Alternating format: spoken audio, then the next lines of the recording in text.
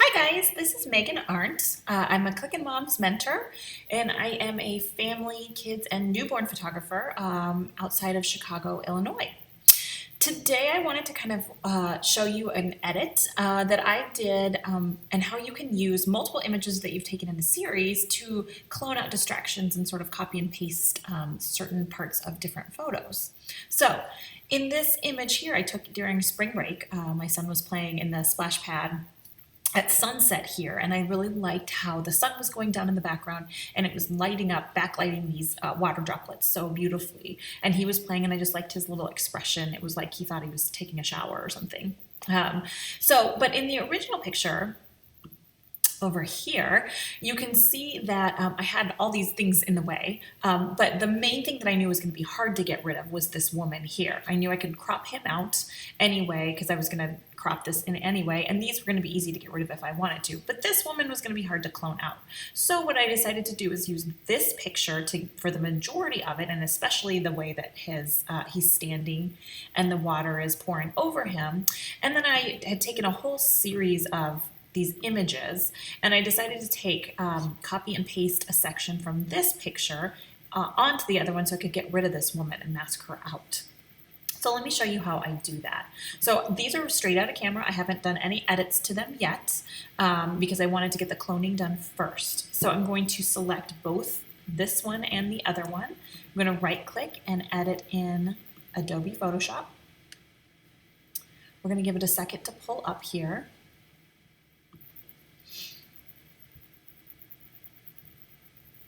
Maybe.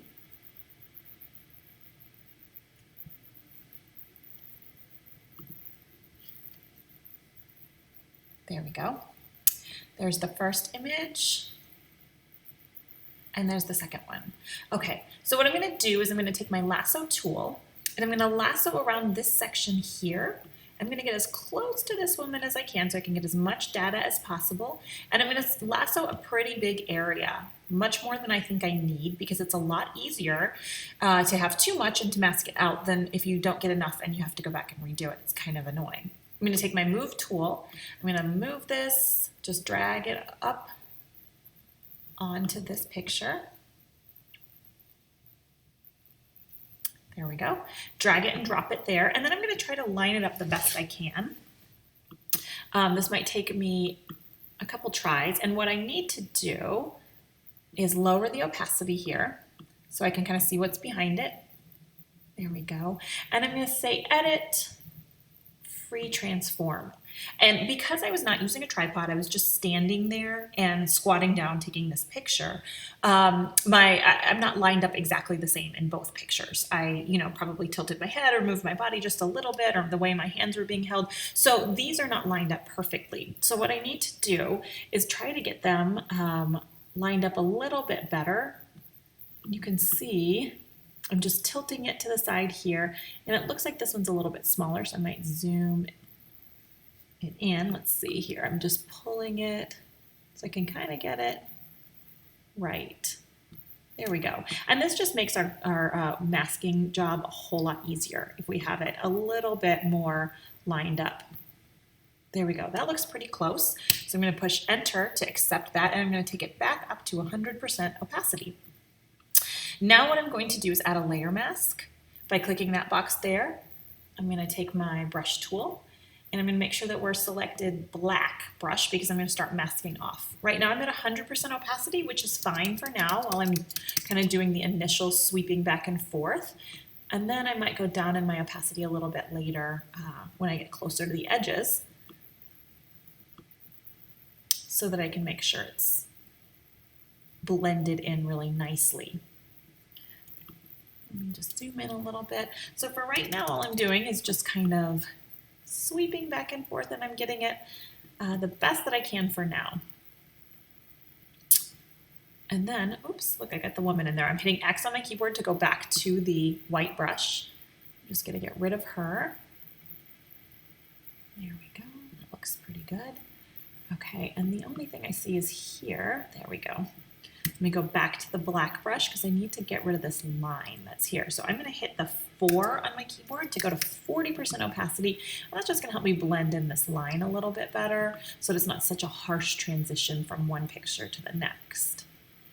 And the dead giveaways when you're combining pictures or cloning is the lines that line up. So you can see in this case, this line of the concrete of the pool there is kind of important.